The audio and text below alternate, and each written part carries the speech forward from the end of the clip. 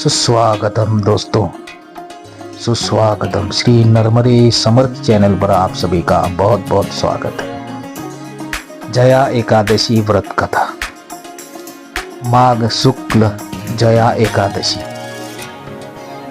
नमस्कार भक्तजनों, आज हम आपको सुनाने जा रहे हैं जया एकादशी व्रत की दिव्य कथा और उसका महात्म्य, जिसे सुनने मात्र से मनुष्य की स्वर्ग की प्राप्ति होती है। धार्मिक पुराणों में माघ के महीने पड़ने वाली यह एकादशी बहुत महत्व की मानी गई है। आइए जानते हैं यह एकादशी की कथा। धर्मराज युधिष्ठिर बोले, हे भगवान, आपने माघ कृष्ण पक्ष की षटतिला एकादशी का अत्यंत सुंदर वर्णन किया। आप स्वदेज, अंडज, उपदीज और जरायुज चारों प्रकार के जीवों के उत्पन्न, पालन तथा नाश करने वाले हैं।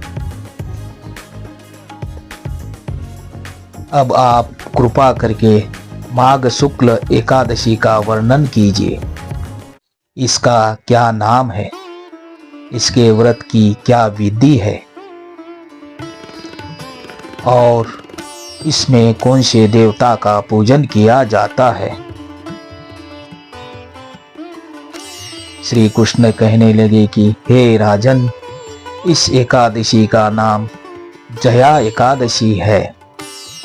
इसका व्रत करने से मनुष्य ब्रह्म हत्यादि पापों से छूटकर मोक्ष को प्राप्त होता है तथा इसके प्रभाव से भूत, पिशाच आदि योनियों से मुक्त हो जाता है।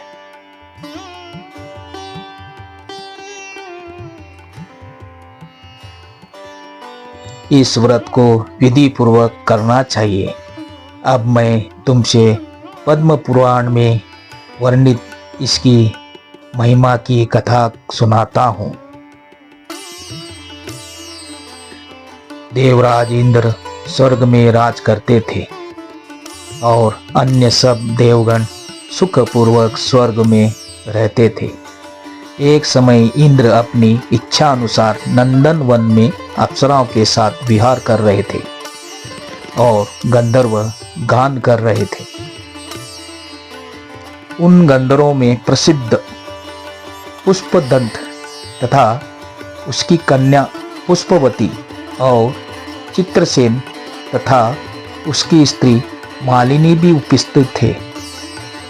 साथ ही मालिनी का पुत्र पुष्पवान और उसका पुत्र माल्यवान भी उपस्थित थे।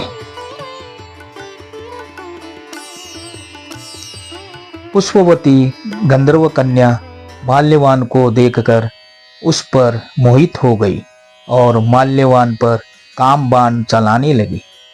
उसने अपने रूप, लावण्य और हाव भाव से माल्यवान को वश में कर लिया। हे राजन, वह पुष्पवती अत्यंत सुंदर थी।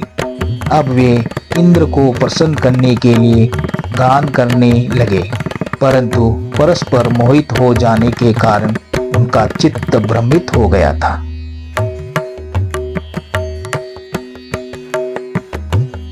इनके ठीक प्रकार न गाने तथा स्वर ताल ठीक नहीं होने से इंद्र इनके प्रेम को समझ गया और उन्होंने इसमें अपना अपमान समझकर उनको शाप दे दिया। इंद्र ने कहा, हे मूर्खों, तुमने मेरी आज्ञा का उल्लंघन किया है, इसलिए तुम्हारा धिक्कार है। अब तुम दोनों स्त्री पुरुष के रूप में मृत्युलोक में जाकर पिशाच रूप धारण करो और अपने कर्म का फल भोगो।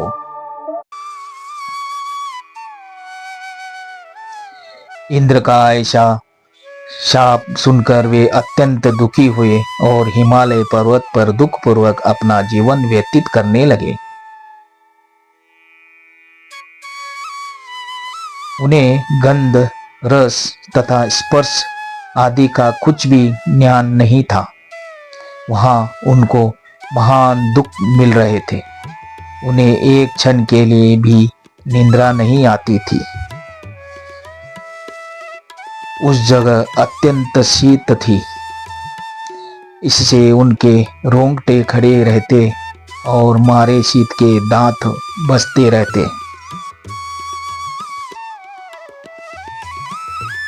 एक दिन पिशाच ने अपनी स्त्री से कहा कि पिछले जन्म में हमने ऐसे कौन से पाप किए थे जिससे हमको यह दुखदायी पिशाच योनि प्राप्त हुई।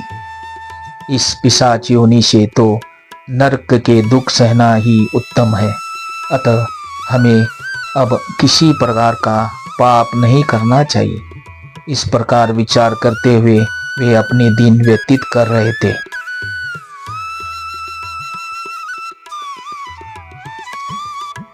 दैवीय योग से तभी माघ मास में शुक्ल पक्ष की जया नामक एकादशी आई। उस दिन उन्होंने कुछ भी भोजन नहीं किया और न कोई पाप कर्म ही किया।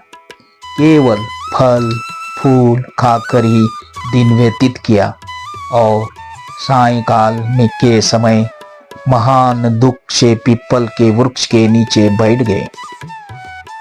उस समय सूर्य भगवान अस्त हो रहे थे।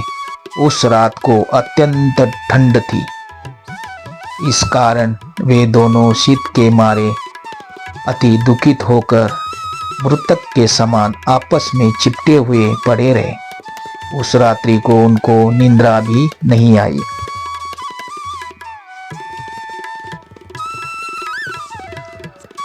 हे राजन, जया एकादशी के उपवास और रात्रि के जागरण से दूसरे दिन प्रभात होते ही उनकी पिशाच योनि छूट गई।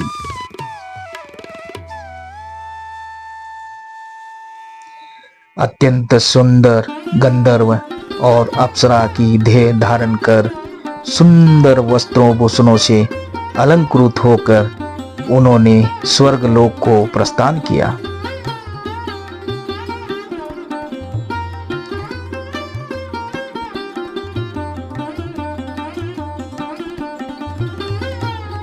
उस समय आकाश में देवता उनकी स्तुति करते हुए पुष्प वर्षा करने लगे। स्वर्गलोक में जाकर इन दोनों ने देवराज इंद्र को प्रणाम किया। इंद्र इनको पहले रूप में देखकर अत्यंत आश्चर्यचकित हुआ और पूछने लगा कि तुमने अपनी पिशाच योनि से किस तरह छुटकारा पाया, सो सब बतलाओ। माल्यवान बोले कि हे देवेंद्र, भगवान विष्णु की कृपा और जया एकादशी के व्रत के प्रभाव से ही हमारी पिशाच योनि छूटी है। तब इंद्र बोले कि हे माल्यवान, भगवान की कृपा और एकादशी का व्रत करने से न केवल तुम्हारी पिशाच योनि छूट गई वरन हम लोगों के भी वंदनीय हो गए, क्योंकि विष्णु और शिव के भक्त हम लोगों के वंदनीय हैं। अतः आप धन्य हैं। अब आप पुष्पवती के साथ जाकर विहार करो। श्री कृष्ण कहने लगे कि हे राजा युधिष्ठिर, इस जया एकादशी के व्रत से बुरी योनि छूट जाती है। जिस मनुष्य ने इस एकादशी का व्रत किया है उसने मानो सब यज्ञ जप दान आदि कर लिए। जो मनुष्य जया एकादशी का व्रत करते हैं वे अवश्य ही 1000 वर्ष तक स्वर्ग में वास करते हैं। ओम नमो भगवते वासुदेवाय। ओम नमो भगवते वासुदेवाय। ओम नमो भगवते वासुदेवाय। श्रीमन्नारायण नारायण नारायण, श्रीमन्नारायण नारायण नारायण। ओम नारायणाय विद्महे वासुदेवाय धीमहि तन्नो विष्णु प्रचोदयात्। कमेंट कीजिए, शेयर कीजिए, लाइक कीजिए। मिलते हैं अगले वीडियो में। धन्यवाद। ख्याल रखिए अपना।